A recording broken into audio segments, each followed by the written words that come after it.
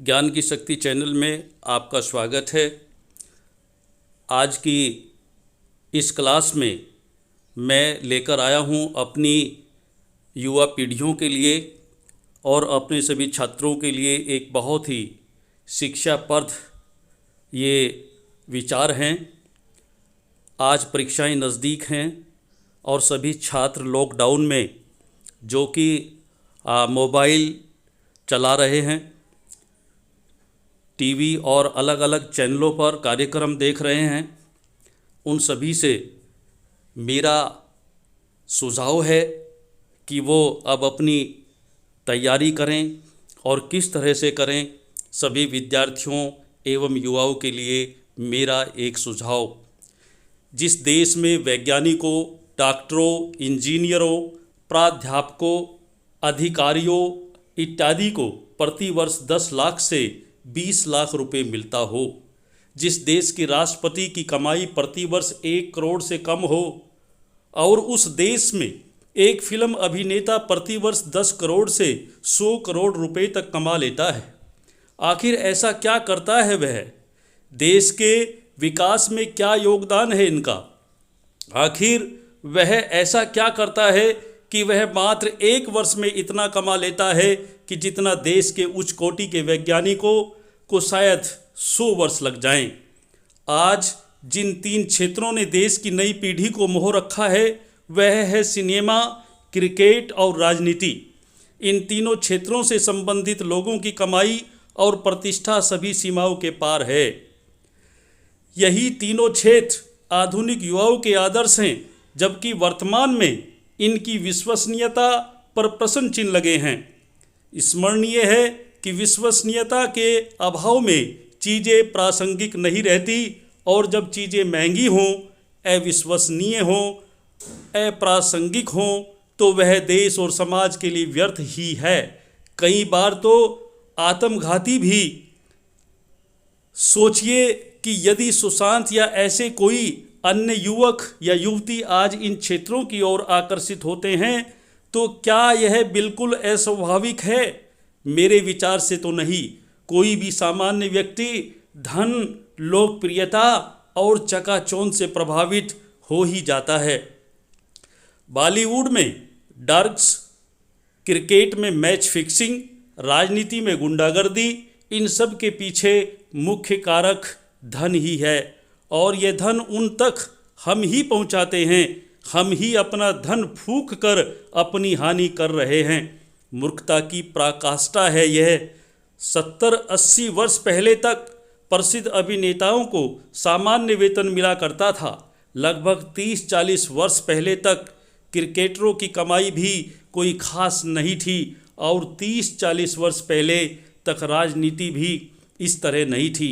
धीरे धीरे ये हमें लूटने लगे और हम शौक से खुशी खुशी लूटते रहे।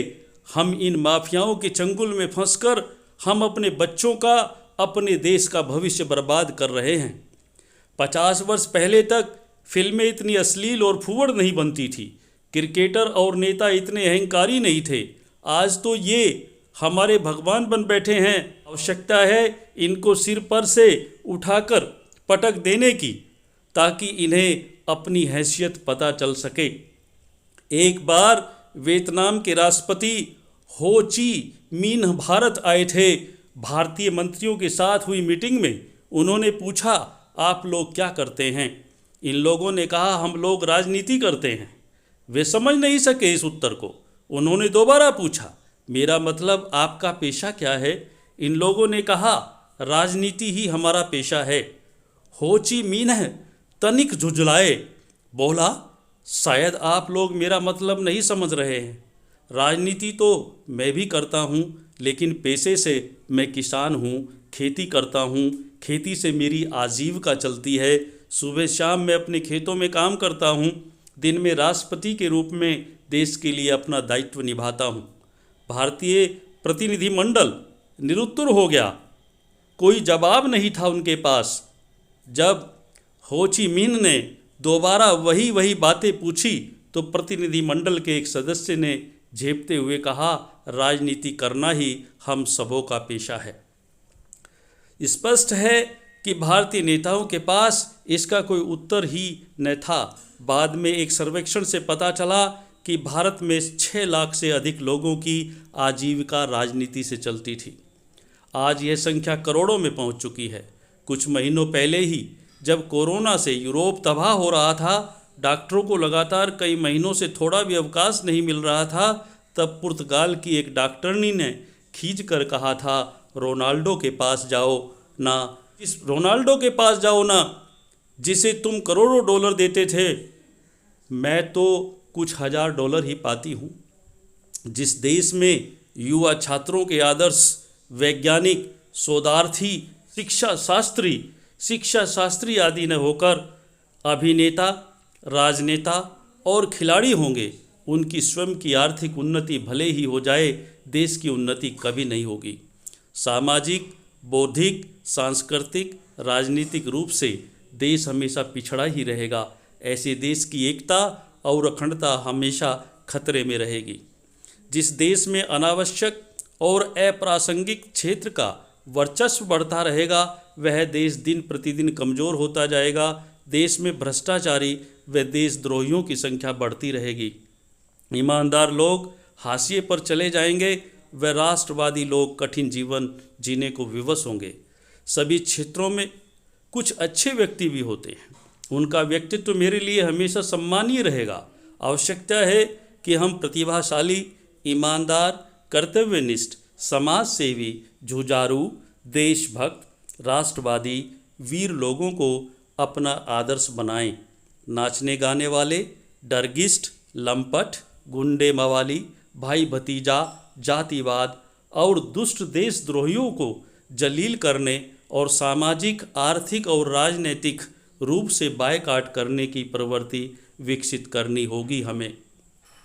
हमारी जो बीटर मेमोरीज़ होती हैं, हम उन्हें बीटर मेमोरीज़ न समझकर उनको लर्निंग एक्सपीरियंस समझें, और जो हमारे चैलेंजेज हैं उनको हम चैलेंज न समझकर अपॉर्चुनिटी समझें, तो ज़िंदगी हमें सहज लगने लगेगी। खूब कहा है किसी ने, ऐसे ही नहीं गिरते फूल झोली में, ऐसे ही नहीं गिरते फूल झोली में, शाखाओं को हिलाना होगा। अंधेरों को बुरा कहने से पहले अपने हिस्से का दिया जलाना होगा। सोचकर मत डूबो दरिया में कि कोई तुम्हें बचा लेगा, सोचकर मत डूबो दरिया में कि कोई तुम्हें बचा लेगा। ये दुनिया तो एक अड्डा है तमाशबीनों का दोस्तों, ये दुनिया तो एक अड्डा है तमाशबीनों का दोस्तों। अगर देखा तुम्हें मुसीबत में तो हर कोई यहाँ मजा लेगा। यदि हम ऐसा कर सकें तो ठीक, अन्यथा हमारी अधोगति भी तय है। इसी के साथ अपने सभी छात्रों को और भारत की सभी युवा पीढ़ियों को मैं ये संदेश देना चाहूँगा कि वो अपने कर्तव्यों का निर्वहन करें, अपने संस्कारों, अपनी भारतीय परंपराओं का निर्वहन करें और अपने कार्य को सुचारू रूप से संपन्न करें। इसी के साथ ये क्लास समाप्त होती है। Thank you very much.